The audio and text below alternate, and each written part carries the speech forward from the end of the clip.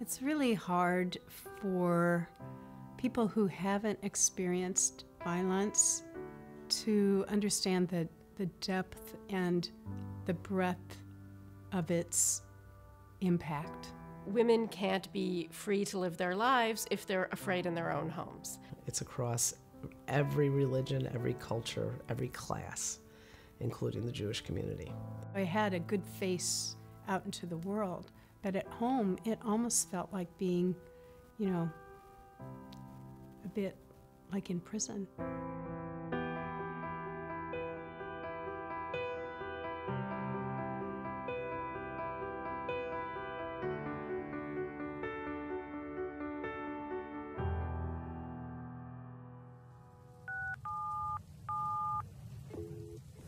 Standing emergency.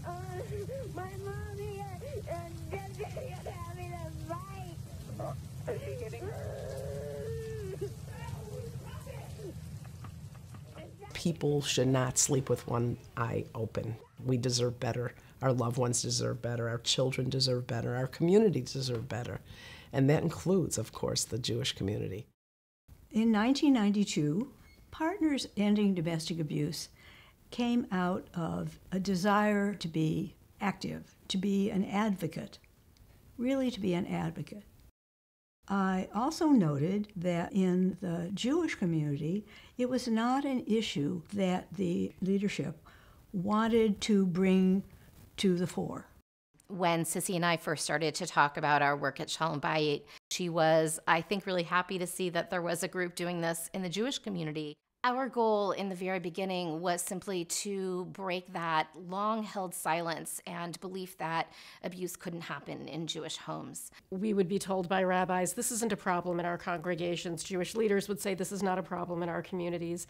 They didn't want to look at it. I remember the first rabbi over in Lafayette, Rabbi Shank. She was like amazing. She is the first rabbi that acknowledged us and allowed us to speak. There was kind of a halo around Jewish marriage. That bothered me. That bothered me very much. Sissy was incredibly helpful to us in those early years in just getting the Jewish community to say, okay, yes, we will pay attention to this. I totally fell at what Shalom Bayit has become.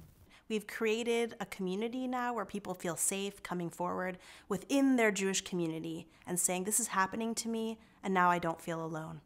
One crucial piece of empowering women to real equality is making sure that every woman feels safe at home as well as on the street.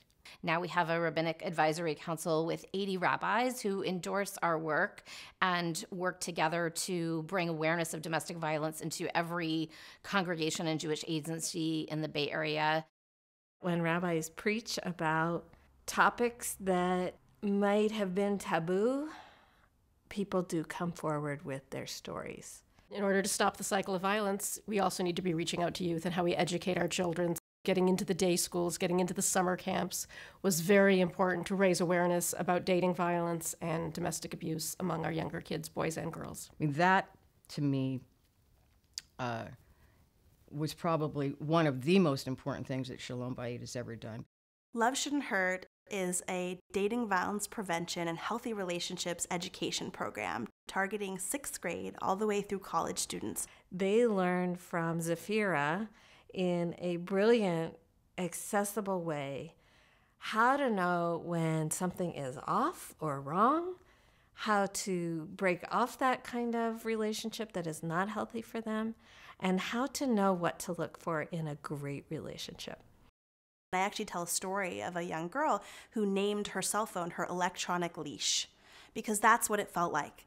And after the workshop, she went to her rabbi and she said, I realize now that my cell phone is an electronic leash and that my boyfriend is actually using it to abuse me and to control me, and I want to get out of this relationship.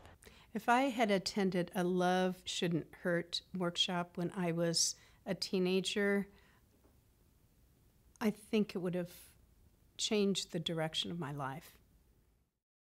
I love this evening because it is celebrating Shalom Bayit, it's 25 years, and celebrating the extraordinary Sissy Swig. I think that's magic.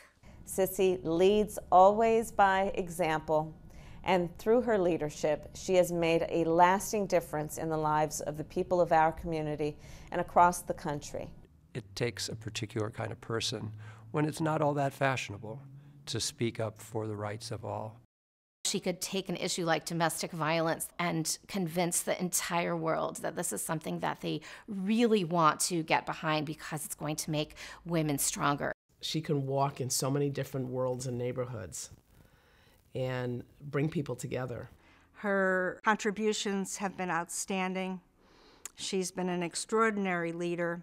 Her impact has been lasting.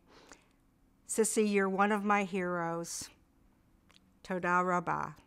There is so much to love about Sissy Swig.